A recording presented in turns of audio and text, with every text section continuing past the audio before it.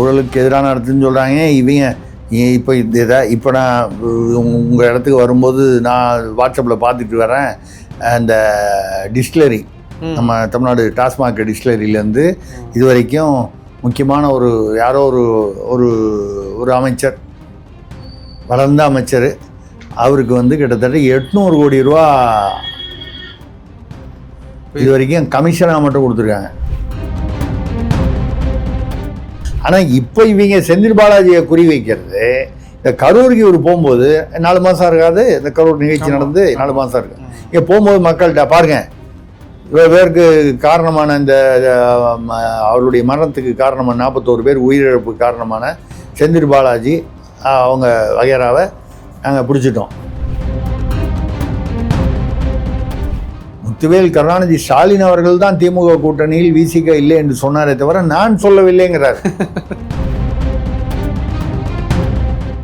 இப்போ நாங்கள் அப்படியே அந்த சமூக நீதி அப்படின்னு காமிக்கணும்னு, ஏன்னா இவங்களுக்கு போட்டி வந்துருச்சு. இவங்க காமிச்ச ஃபிலிமை விட தாவேகா இன்னும் பெருசாக ஃபிலிம் காமிக்குது. இது வாரிசுகளை எல்லாம் கூட்டு வச்சு அரசியல் பண்ணது, இதுவும் அரசியல் தான். அது தங்களுடைய வாரிசுகளுக்கு தங்களுடைய கட்சியில பதவி. இவங்க நீங்க எந்த கட்சி வாரிசா இருந்தாலும் பரவாயில்ல, இங்க வாங்க. ஏவாளு சிங்கப்பூர்ல இருக்காருல்ல, அவர் பையன் கம்மன் இப்போ தாவேகால சேர்றதுக்கு பேச்சுவார்த்தை நடத்திட்டு இருக்காராம்.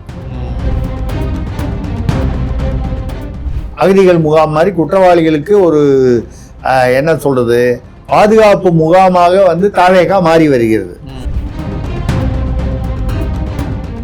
எல்லார் படமும் வந்துச்சு, அம்பேத்கர் படம் வந்துச்சு, காமராஜர் படம் வந்துச்சு, எல்லார் படமும் வந்துச்சு. இப்போ இன்னும் கருணாநிதி படம் மட்டும் மாற்றிட்டா இது கிட்டத்தட்ட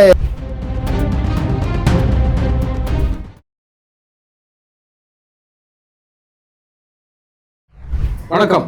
நம்மோடு இருந்திருப்பவர் மூத்த பத்திரிகையாளர் திரிசக்தி சுந்தரராமன் அவர்கள். வணக்கம் சார். வணக்கம். பெரிஸ், இது கிளீன் அரசு, ஊழலுக்கு எதிரான அரசு இல்லை, ஸோ அதனால நடவடிக்கைகள் இன்னும் தீவிரமாக இருக்குமோ அப்படின்னு கேட்குறேன். ஊழலுக்கு எதிரான இடத்துன்னு சொல்கிறாங்க. இவங்க இப்போ நான் உங்கள் இடத்துக்கு வரும்போது நான் வாட்ஸ்அப்பில் பார்த்துட்டு வரேன்.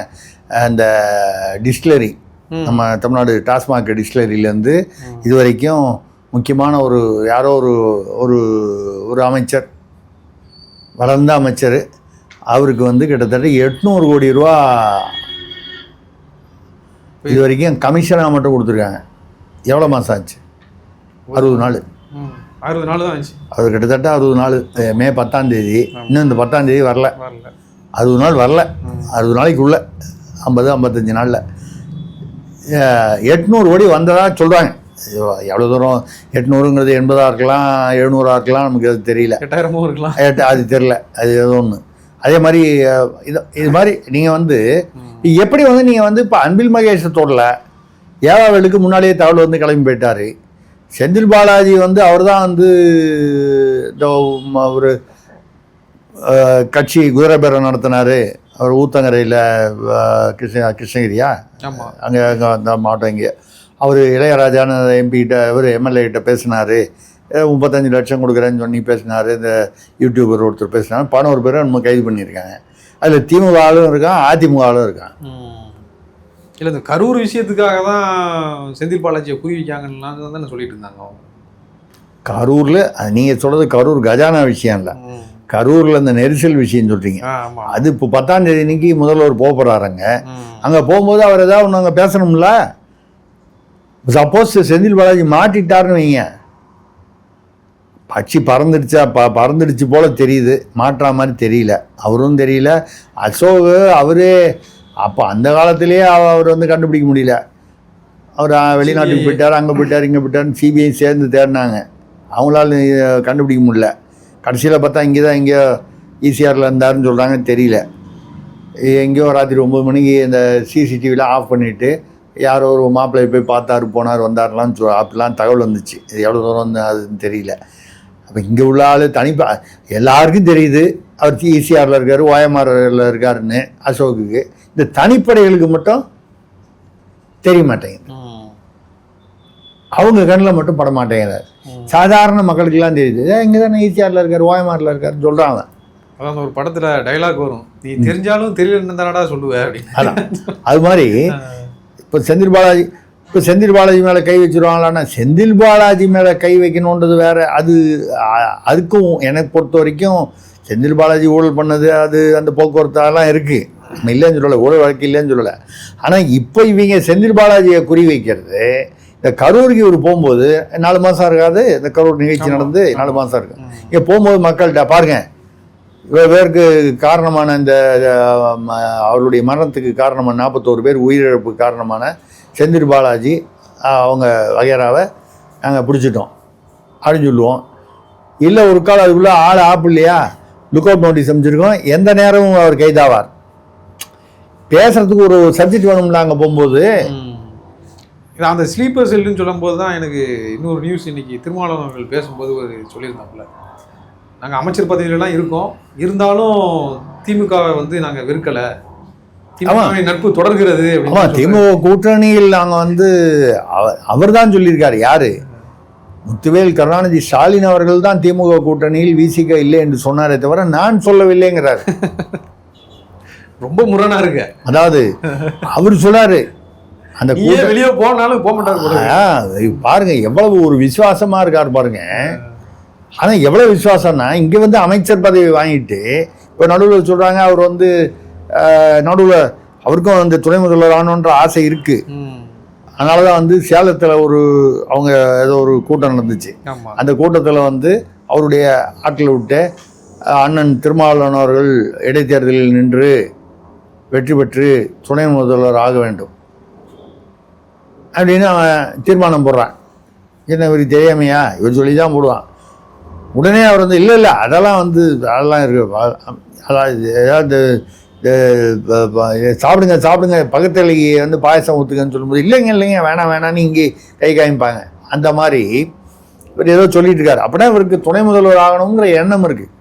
அது ஏன் இருக்குன்னா அவர் வன்னியரசு அவர் பாட்டில் ஒரு காலத்தில் கட்சி தலைவராகிற போகிறாரு, கட்சியை கடத்திட்டு போயிட போகிறாரு. இருக்கிற ஆளே கொஞ்சம் பேர் ஏற்கனவே எல்லாம் மாறி தாவேக்காக போயிட்டாங்க, பட்டியலினத்தை சேர்ந்தவங்க போயிட்டாங்க. இப்போ இதை பார்த்தவொன்னு தான் திமுகவை பார்த்தீங்கன்னா இவ்வளோ நாளாக பட்டியலினத்தை பற்றி கவலைப்படல. இப்போ 20 மொத்தம் 110 பிரிக்கிறாங்களாம். எதை? திமுக கட்சியுடைய மாவட்ட செயலாளர்கள் 110 மாவட்டமாக. மொத்த மாவட்டம் 30 சொச்சம் தான் இருக்குது. ஆனால் இவங்க கணக்குக்கு அது மேற்கு கிழக்கு தெற்குன்னு பிரிப்பாங்க. 110 மாவட்டமாக பிரித்து பகுதிகளாக பிரித்து 110 மாவட்டத்துக்கும் வரும்போது 20 மாவட்டங்களுக்கு பட்டியலினத்து மாவட்ட செயலாளர் திடீர்னு பட்டியலினத்து பேரில் பாசம். ஏன்னா திருமாவளவன் போயிட்டாரு, இனிமேல் ஓட்டு அந்த பக்கம் தாவேக பக்கம் போயிட்டோம். தாவேக பக்கம் ஏற்கனவே விஜய் ரசிகர்கள்ன்ற முறையில் பட்டியலினத்தை சேர்ந்தவனே எல்லா ஜாதிக்காரனும் இருப்பான், அவங்களும் இருப்பாங்க. பட்டியலினத்துக்காரனை ஏதாவது ஒன்று இழுத்து வைக்கணும், ஹோல்டு பண்ணணும், இல்லை இழுக்கணும்னா 20 பேர். ஏன்னா தாவேக அமைச்சரவையில் பார்த்தீங்கன்னா 7 அமைச்சர் பட்டியலினம். திமுக காலத்தில் பார்த்தீங்கன்னா 2 இல்லை 3க்கு மேலே இருக்காது. 1 2 3 அதுவும் அந்த ஆதி திராவிட துறை மட்டும்தான் கொடுப்பாங்க, வேறு பெரிய துறையெல்லாம் ரொம்ப கொடுக்க மாட்டாங்க. இவங்களுக்கு இதான் ஒரு முடிவு பண்ணுவாங்க. இப்போ நாங்கள் அப்படியே அந்த சமூக நீதி அப்படின்னு காமிக்கணும்னு. ஏன்னா இவங்களுக்கு போட்டி வந்துருச்சு. இவங்க காமிச்ச ஃபிலிமை விட தாவேகா இன்னும் பெருசாக ஃபிலிம் காமிக்குது. இவங்க 16 mm காமிச்சா அவங்க 32 mm காமிக்கிறான். இல்லை அவன் சினிமா ஸ்கோப்பு அந்த மாதிரி காமிக்கிறான் தாவேகால. அதை பார்த்த உடனே ஐயா இந்த 16 mm இனிமேல் தாங்காது அப்படின்னு சொல்லி இவங்களும் அந்த ஸ்க்ரீனை பெருசு பண்ணுறாங்க. அதில் ஒரு இதுதான் 20 பேருக்கு கொடுக்குறது இதெல்லாம் ஆரம்பிச்சிருக்காங்க. இல்லை அது அதிமுகவிலேருந்து நிறைய எம்எல்ஏக்கள்லாம் இங்கே தாவேகா போனாங்க. இப்போ திமுகவிலேருந்து 2 3 எல்லாம் போகிறாங்களே. ஆமாம், அவர் திமுகலேருந்து கருணாநிதி கருணாநிதி போயிருக்காரு, விபி கலைராஜன் போயிருக்காரு. அந்த மாதிரி இவர் 2ஆம் கட்ட அவங்களுடைய போய் சேர்த்து விடுறாங்க. முதல்ல நம்ம ஆள் அனுப்பிச்சோம்ல, நம்ம அங்கே போய் பஸ்ஸில் ஏறதுக்கு முன்னால் இந்த ஜன வழியாக நம்ம கடைசி போட்டு வைப்போம்ல, அந்த மாதிரி அவ்வளோ பையனை ஒரு ஜெகத்ராட்சகம் பையனை அனுப்பிச்சு விட்டாரு. என்ன இவங்க மாற்றம்ன்றாங்க? ஏன்னா முன்னாடியே அதிமுக திருச்சி சிவாவோட பொண்ணு காயத்ரி சிவா பிடிச்சி அது பேரில் இப்போ தான் போன வாரம் ஏதோ ஒரு 10 நாள் முன்னால் ஒரு எஃப்ஐஆர் ஒன்று ஏதோ நிலமோஸ்டின்னு அவங்க அந்த திருச்சி சிவாவுடைய மகள் அவர்கள் அவங்களுடைய கணவர் முத்துக்குமார், அவர் திமுகவில் நிர்வாகி. மாமனார் திருச்சி சிவா நிர்வாகியாக ஏதோ ஒரு பதமா எம்பியாளாக இருக்கார். அவர் வாங்கி கொடுத்துருப்பார் உள்ளூர் நிர்வாகி பதவி. அது எல்லாருக்குமே அவங்கவுங்க மாப்பிள்ளையை முன்னு கொண்டு வரணும்னு இருக்கும்ல. அதெல்லாம் வாரிசு அரசியலில் வராதா? ஏன் வாரிசு அரசியல்னா அங்கே நடக்குது. அங்கே இல்லை சித்தரஞ்சன் ரோட்டில் வாரிசு அரசியல் நடக்கலாம். இங்கே அவர் திருச்சி சிவா வீட்டில் நடக்கக்கூடாதா? துரைமுருகன் பையன் வரலாம், இல்லை நேரு பையன் வரலாம். தாவேகாவுக்கு கேட்குறேன். தமிழ் விஜய் இது வந்து வாரிசு அரசியல்னா இங்கே வந்து பார்த்தீங்கன்னா இது வாரிசுகளை எல்லாம் கூட்டு வச்சு அரசியல் பண்ணது. இதுவும் அரசியல் தான். அது வந்து தங்களுடைய வாரிசுகளுக்கு தங்களுடைய கட்சியில் பதவி. இவங்க வந்து நீங்கள் எந்த கட்சி வாரிசாக இருந்தாலும் பரவாயில்ல, இங்கே வாங்க, வருத்தப்பட்டு பாரம் சுமப்பவர்களே அனைவரும் இங்கே வாருங்கள், சந்தோஷம் இங்கே கிடைக்கும். ஆமாம். இல்லை அதான் முன்னாடிலாம் இப்போ அண்ணன் வந்து திமுக இருப்பாப்புல, தம்பி அதிமுக இருப்பாங்க, ரெண்டு பேரும் யாரு எம்எல்ஏ வந்து அட்ஜஸ்ட் பண்ணி போயிடுவாங்க.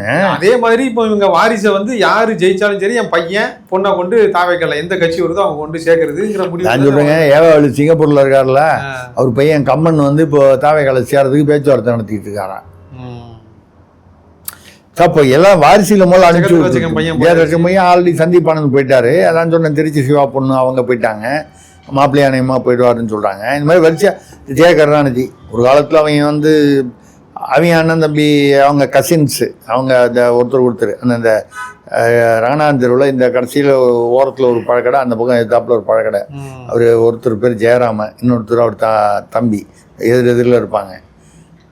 அவங்களோட பசங்க அதில் ஜெய கருணாநிதி, அவர் ஜெயராமன் பையன். அந்த மாதிரி அவங்க எல்லாம் திமுக பாரம்பரிய குடும்பம். அவங்க பாருங்க, அவங்க வந்து அவர் வந்துட்டாரு, விபி கலைராஜா வந்துட்டாரு. நீங்கள் டி நகரில் வந்து நான் புஷி ஆனந்துக்காக உழைச்சேன் அப்படின்னு அவர் ஜெய கருணாநிதி ஓப்பனாகவே இன்டர்வியூ கொடுக்குறாரு. ஆமாம். அப்போ புஷி ஆனந்த் பெருமையாக சொல்கிறாரு, நான் 4 நாள் தான் வந்து பிரச்சாரம் பண்ணேன், ஜெயிச்சிட்டேன். பாருங்க, திமுககாரங்களாம் சேர்ந்து அதிமுககாரங்களாம் சேர்ந்து தாவேகாரனுக்கு வந்து வரணும்னு சொல்லி பிரச்சாரம் பண்ணால் 4 நாளே அதிகம், தேவையா இல்லை. நீங்கள் டீனர் தொகுதிக்கே போயிருக்க வேணாம். அவங்க தான் திமுக அதிமுகலாம் சேர்ந்து தாவேகாவை கொண்டு வந்துட்டாங்க ஊழலை ஒழிக்கிறதுக்கு. இப்போ பையன் வந்து தாவேகால வந்து சேர்ந்துட்டாங்கன்னா அப்போ செஞ்ச ஊழலை போய் எப்படி இவங்க கேட்பாங்க? இல்லைங்க, இந்த சொத்துக்களை பாதுகாப்பவும் இந்த ஊழல் வழக்குகள்லேருந்து தப்பிக்கிறதுக்காக தானே வாரிசையாக அங்கே அனுப்பி விடுறாங்க. நீங்கள் எல்லா வாரிசையும் வாங்கி வச்சுக்கிட்டு இப்போ விஜயபாஸ்கர் வந்து சொல்கிறார், ஒரு புதிய சகாப்தம், இதுவரை அது முடிஞ்சு போன சகாப்தம். அவர் பேரில் அந்த குட்கா கேஸ் இருக்குது, அப்புறம் இந்த சேகர் ரெட்டி 85 கோடி ரூபா கேஸ் இருக்குது, சிபிஐ வழக்கெல்லாம் இருக்குது, ஒரு நிறைய வழக்குகள் இருக்குது. அந்த இன்னொரு விஜயபாஸ்கர், கரூர் விஜயபாஸ்கர் பேர்லேயும் வரிசையாக வழக்குகள் இருக்குது. இப்படி எல்லா யாரெல்லாம் வழக்குகள் இருக்கோ குற்ற வழக்குகள், அதுலேருந்து தப்பிக்கணும். சொத்து எக்கச்சமாக சேர்த்து வச்சுருக்காங்க, அதெல்லாம் வந்து பாதுகாக்கணும். அந்த மாதிரி வந்து அதுக்கெலாம் வந்து இது வந்து என்ன, குற்றம் செய்தவர்கள் குற்றவாளிகளின் அகதிகள் முகாம் மாதிரி குற்றவாளிகளுக்கு ஒரு என்ன சொல்கிறது பாதுகாப்பு முகாமாக வந்து தாவேகா மாறி வருகிறது. இப்போ எங்கே சிக்கல் வரும்னா, ஏற்கனவே தேர்தலுக்கு முன்னாலேருந்து அவன் பாவம் ரசிகர் மன்றம் இயக்கம், அதில் 10 வருஷம் இருந்தேன், இதில் 10 வருஷம் இருந்தேன், அப்புறம் எவ்வளோ வருஷம் இருந்தேன், அப்புறம் கட்சியில் இவ்வளோ வருஷமாக 2 வருஷமாக கூடவே போயிட்டுருக்கேன்னா அவன் தான் விஜயுடைய ரசிகனாகவும் தொண்டனாகவும் இப்போ கட்சி தொண்டனாகவும் அவன் பல வருஷங்களாக இருக்கான். அவனை விட்டுட்டு நேற்றுக்கு அதிமுகலேருந்து வந்தவன் திமுகலேருந்து வந்தவனுக்கெல்லாம் வந்து நீங்கள் ஏதாவது பதவி கொடுத்தீங்க, இடைத்தேர்தல் கொடுத்தீங்கன்னா, அதனால்தான் அவங்க என்ன பண்ணுறாங்க, திமுகலேருந்து தாவேகாலேருந்து எத்தனை பேரை உருவலாம், ஏவாவேலு வச்சு ஒரு 10 பேர், செந்தில் பாலாஜி சொல்லி அவங்க 2 பேரும் ஏடிஎம் ஃபுல்லாக ட்ரெஷரி அவங்க தான், அவங்கள வச்சு இங்கேருந்து ஒரு 10 பேர் உருவு, அங்கேருந்து 10 பேர் உருவு அப்படின்னு சொல்லி இது பேசி இதுதான் வந்து நடந்துகிட்டு இருக்கு. அவர் புகழேந்தி கூட போய் பேசும்போது பார்த்துட்டு பார்த்தா அதிமுக அலுவலகம் மாதிரியே இருக்கு, 95% அதிமுக அலுவலகம் மாதிரியே இருக்கு. ஆமாம், இங்கே எம்ஜிஆர் படத்தையும் வச்சுருப்பாங்க, ஜெயலலிதா படத்தையும் வச்சுருப்பாங்க, அண்ணா படம் வச்சுருப்பாங்க, பெரியார் படம் வச்சுருப்பாங்க, எல்லா படமும் வச்சுருக்காங்க. ஒரு கருணாநிதி படம் மட்டும்தான் பாக்கி, தேவைப்பட்டா அதையும் வச்சுடுவாங்க தாவேகால. அது ஒன்று தானே பாக்கி, அவர் மட்டும்தான் இல்லை. இப்போ திமுக திட்டும்போது யாரை திட்டுறாங்க, அவர் ஸ்டாலின் அவர்களையும் உதயநிதி அவர்களையும் திட்டுறாங்க. கருணாநிதியை பற்றி விஜய் எப்பாவது ஏதாவது பேசியிருக்காரா பாருங்க, இல்லை. கருணாநிதி கூட சொல்ல மாட்டாரு. கருணாநிதி கூட சொல்ல மாட்டேங்காரு, பேரோடு சொல்ல மாட்டாரு. ஒரு இடத்துல கலைஞர் வரும்போது கலைஞர் கருணாநிதி கலைஞர் அப்படின்னு 2 இடத்துல சட்டமன்றத்தில் பேசும்போது படிக்கும்போதே அது கொஞ்சம் படித்தார். அப்போ என்னன்னா அங்கே ஒரு படம் இன்னும் இடம் காலியாக இருக்குது. எல்லார் படமும் வந்துச்சு, அம்பேத்கர் படம் வந்துச்சு, காமராஜர் படம் வந்துச்சு, எல்லார் படமும் வந்துச்சு. இப்போ இன்னும் கருணாநிதி படம் மட்டும் மாற்றிட்டா இது கிட்டத்தட்ட அதிமுக திமுக எல்லா கட்சி இன்னும் மற்ற கூட்டணி கட்சிகள் எல்லாம் சேர்ந்த ஒரு கலப்பியல் அவியலாக மாறிடும், அவியல் கட்சியாக மாறிடும். அப்படி ஒரு சூழ்நிலையில் தான் தாவேகா நடந்துகிட்டு இருக்கு. அதுக்கப்புறம் நீங்கள் வந்து இதுக்கு பேர் தூய சக்தின்னு சொன்னால் என்ன அர்த்தம்? அது தீய சக்தியிலேருந்து கூப்பிட்டுக்கிட்டீங்க, இந்த பக்கம் வந்து ஊழல் கட்சின்னு சொல்லி அவங்ககிட்டே வந்து கூப்பிட்டுக்கிட்டீங்க. மன்னிப்பு கொடுப்பாங்களா? ஆமாம்.